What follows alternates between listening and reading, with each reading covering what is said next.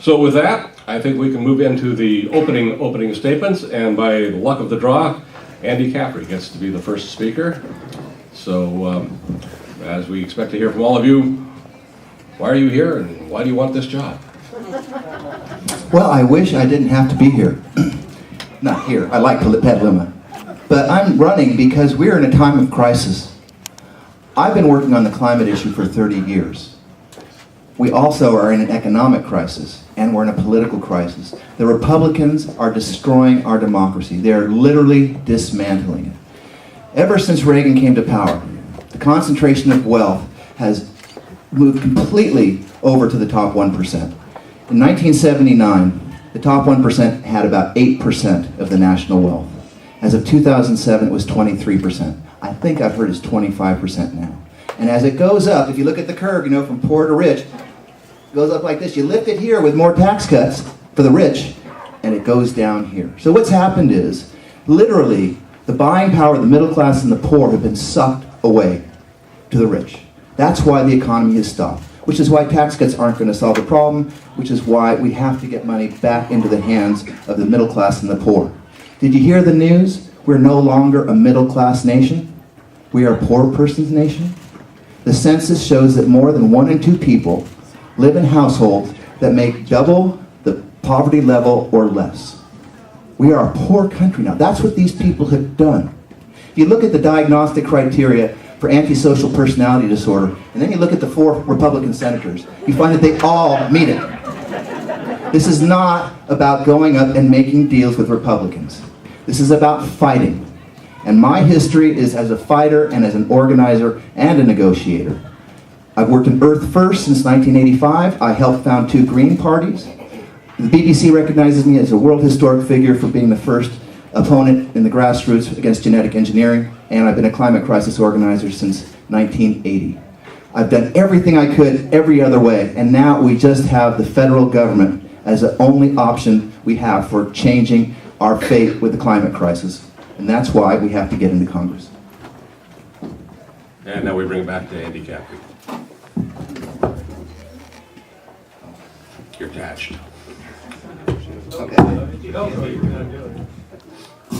Here we go, okay. I haven't heard anybody say that they've been a member of a union. I was a member of the retail clerks when I was a boy. I was a clerk's helper for a couple of years. And in the Citizens Party, we worked with the SEIU and especially William Whipplesinger and the machinists, working to actually move the Citizens Party towards becoming a labor party. As I'm sure a lot of you know, there's been talk about a labor party for years, but hasn't really gotten off the ground. I'm also the person, along with 2 other folks, who finally brought the steelworkers and environmentalists together up in Humboldt County. Charles Hurwitz and the Maxam Corporation took over, in a hostile takeover, our primary corporation, the Pacific Lumber Company, in 1986. He also took over Kaiser Steel.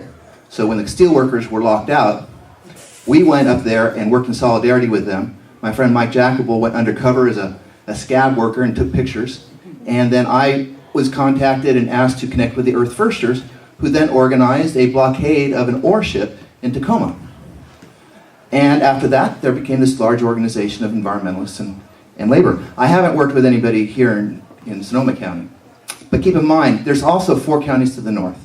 We don't really have organized labor up there. The unions were busted a long time ago in the timber industry.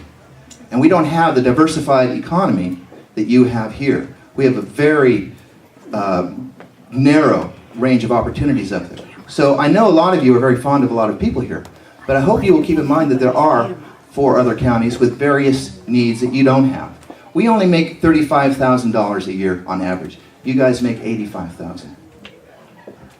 And lastly, I hope we will talk about what we can actually accomplish rather than our experiences, because up at where I live, people are dying because of the state budgets that have been passed here by Democrats. When the Medi-Cal is cut, when the SSI is cut, people lose their teeth. They can't see dentists, they can't get glasses, and they can't get mental health work. So we have to really start talking about what are we really trying to accomplish as people, as parents, and what are we going to do about it? So there you have it, a field of active and committed Democrats. Give them all a hand if you like.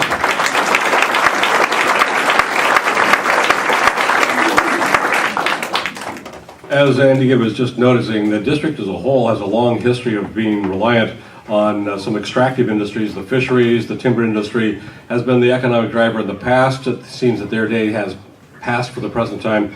So the next question, I'm synthesizing from several of these cards, has to do with what sort of industries, what sort of opportunities, what sort of business development do you see as being most likely, most probable? What would you pursue to fill that void and restore some level of prosperity to those portions of the district that are not enjoying it right now, which is most of them? And we bring it back to this end of the table. I agree with Jared that we want someone who knows the district. In that case, I'm the only one qualified, because I'm the only one who has lived and worked in all 6 counties of the district. First time I worked in Marin was in 1983. I was a trailer supervisor for the Salvation Army, and every day I drove from Redwood City up to Novato and back. Sorry, we didn't get into Sonoma County. And I lived in San Rafael for 2 years in the mid-90s, and I've also lived in Santa Rosa. As far as jobs go, there are no jobs on a dead planet. If you're a 4-pack-a-day tobacco smoker, it matters whether you stop smoking 4 or 5 cigarettes a day or 4 packs a day. When it comes to the climate crisis, we have to start with how bad is that situation. In 1990, there were reports issued by the EPA, by the Intergovernmental Panel on Climate Change, and the Woods Hole Research Center saying we had to reduce our emissions 50 to 80% below 1990 levels by 2005. We missed it, and we don't get any more time. In fact, the science since then shows that we underestimated it. So I look at what everybody's saying in the country and the candidates as if they're saying it on the Titanic. You know, if you say, well, you know, we're going to work with the bankers here while the ship is going down. There are no banks on a dead planet either. So my program is built around a set of proposals called New Green America. There are 7 proposals that we can, I think, all agree about. The second one is rebuilding America's infrastructure around bioregions and sustainability to meet all our needs as close to home as possible. That means an end to globalization. That's how you cut fossil fuels. You don't ship things, you don't ship our salads from California to Toronto. We have to meet our needs here to have economic security. We have to do something very different from what we've done before, and a New Deal isn't enough. President Obama has to declare a national climate emergency, and we have to reorient our economy the same way we did in World War II. We didn't make cars for a couple of years. There are things like that where we have to really assess our priorities, and we have to start by coming together on local levels, like you folks here, and start to say, well, how can we reduce our emissions here 80% in 10 years? Because that's as fast as I think we can do it. And then you have to design what that economy is going to be. I can't be up here telling you about any particular single path.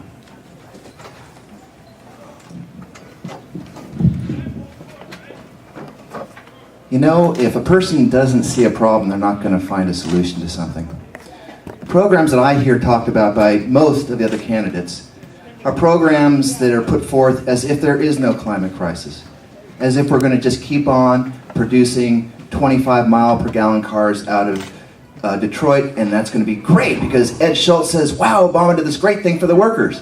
Well, Michael Moore said that we should have used that money to buy those companies at far less and nationalize them, and then turn the infrastructure process into making the real cars that are energy efficient, the other forms of transportation that we need, the multiple public transportation vehicles. As far as the debt goes, I'm really concerned about the most important debt, the debt to the future, the debt to our children, the ecological debt. How is nature's balance of payments doing? Well, you wouldn't know by the kind of programs that are being discussed.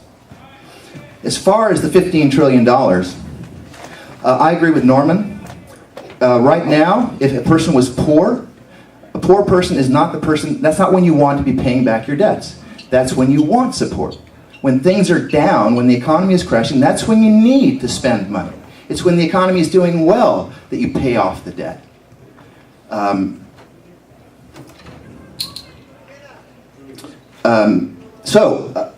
I agree that, I disagree that it's a war of choice, by the way. I think what happened was a war of conquest. What we're talking about is an empire. And so if we really want to take care of the debt, we have to not wage $3 trillion plus wars. and we have to retreat the empire. We don't need bases in 150 countries. I think we'd be pretty safe with them in 75 countries. Gracias. I'm not sure what the last book I read was. I finished 3 this week. I read a lot of books.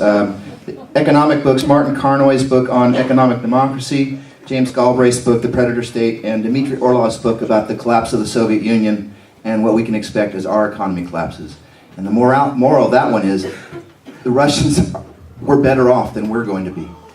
They actually made things that built to last.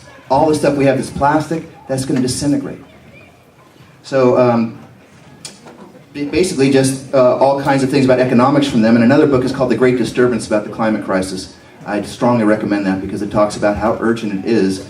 The Great Disturbance is like, we get slapped around, everything changes. So please check that out. I wish I had that much time to read 4 books in a week. But the most, and finish them too. The most recent book that I've read is The Little Engine That Could, with my grandson.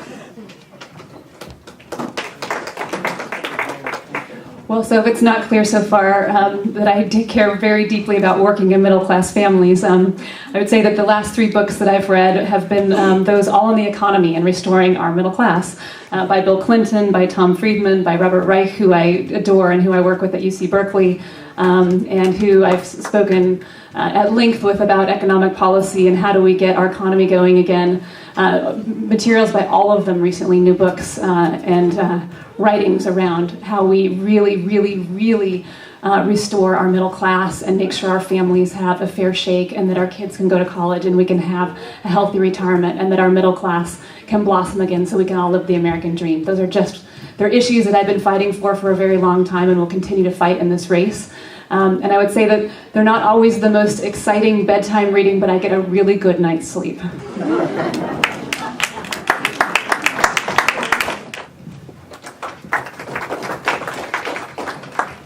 By the way, the Dmitry Orlov book is called Reinventing Collapse. And if you want to see any of these books, including the Robert Reich book, which is a great book, first book you should read. You can come up here and check out my books.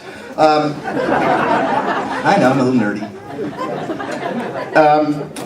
Quick show of hands. How many people here are freaked out, dismayed, or depressed about the climate crisis, ecological situation, the economy, or what's going on in the government? Right. Oh, we're unanimous, I guess. I think everyone is probably. Well, so that's a really important question because are we going to really address those problems at a fundamental level? If you want to know about my green politics, I'm not here as some kind of infiltrator from the Green Party. I don't have some loyalty to any party. I'm here to bring green politics into the Democratic Party because green politics is about dealing with these problems at the root. In fact, that's what radical means, dealing with things at the root. So I hope you will think about your children, think about the future, and think, well, who would my kids want you to vote for? I think they'll want you to vote for me. Thank you. Or perhaps the nurse that delivered them. Lastly, Susan, that's a great book, a little engine that could, a little train that could. I just want to mention mine in closing, my favorite ones. The Emperor Has No Clothes, and also Horton Hears a Who, and if you want to put a label on my ideology, it's a Hortonist. Thank you. And thank you all. You've been holding your applause. Let it loose.